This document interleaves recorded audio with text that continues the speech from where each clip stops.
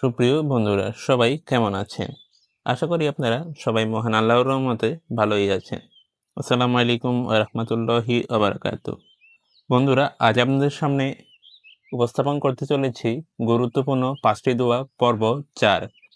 আপনারা যদি আমার এই সিরিজের আগের পর্বগুলো না দেখে থাকেন, তাহলে আমার ইউটিউব চ্যানেল এবং ফেসবুক পেজে ভিডিও তৈরি করা আছে, সেখান থেকে আপনারা দেখে আসতে পারেন।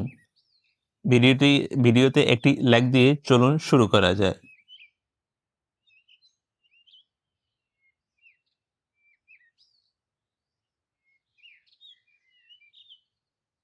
প্রিয় বন্ধুরা, বাজারে তো আমরা সবাই সবাই আমরা বাজার করতে যাই।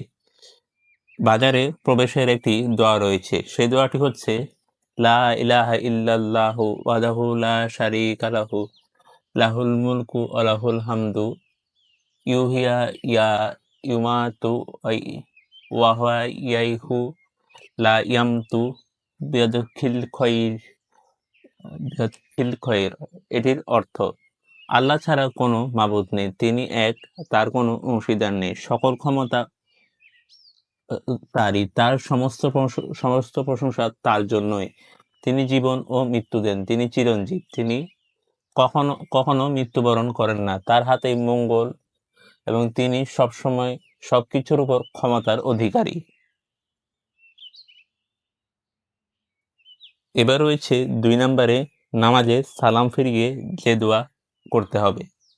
আল্লাহুম্মা আনতাস সালাম ওয়া মিনকাস সালাম তাবারাকতা যুল জালালি ওয়াল ইকরাম।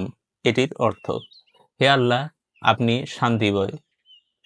শান্তিময় এবং আপনার থেকে শান্তি আসে, আপনি কল্যাণময় ও সম্মান ও প্রতিপত্তির অধিকারী।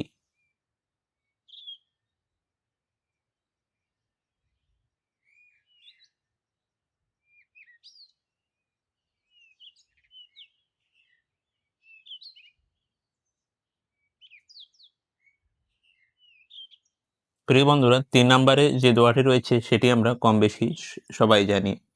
মৃত বাবা মার জন্য দোয়া। রাব্বির হামহুমা কামা রব্বায়ানি সগীরা।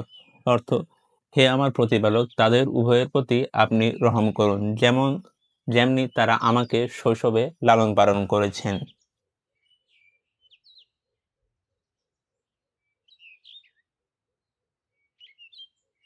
এবার হচ্ছে 4 নম্বর। 4 নম্বরে যে দোয়াটি রয়েছে সেটি হচ্ছে রব্বানাক ফিরলি ওয়ালি ওয়ালা দিহা ওয়াইল মুমিনিনা ইয়াউমা ইয়ামাকুল হিসাব।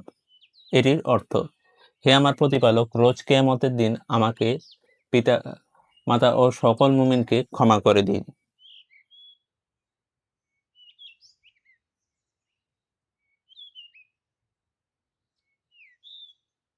সর্বশেষ 5 নম্বরে রয়েছে হাসি দিলে দোয়া।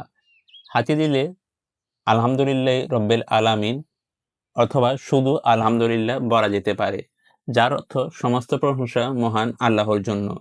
আর আলহামদুলিল্লাহ শুনে অপরজন বলবে ইয়ার হামুক আল্লাহ, যার অর্থ মহান আল্লাহ আপনার উপর অনুগ্রহ করুক।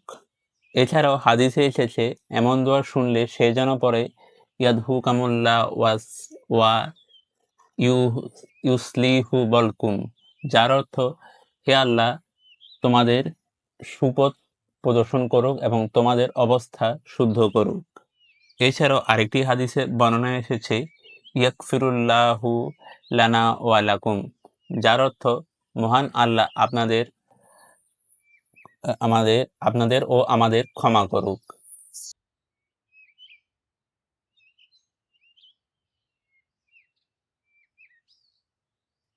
প্রিয় বন্ধুরা, আজকের ভিডিওটি এখানেই শেষ করছি।